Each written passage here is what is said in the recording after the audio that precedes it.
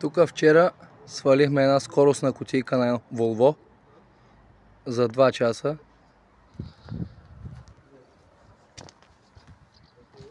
И после за още 2. И направихме на парчета. Ай, къде е тук?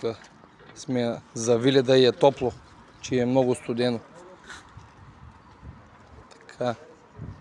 И сега ще ви покажа един оригинален съединител.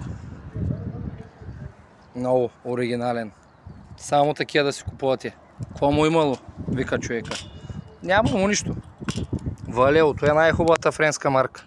Само е тук. Малко се е пукнал. Лекичко. Ама и пружините тук леко са очукани.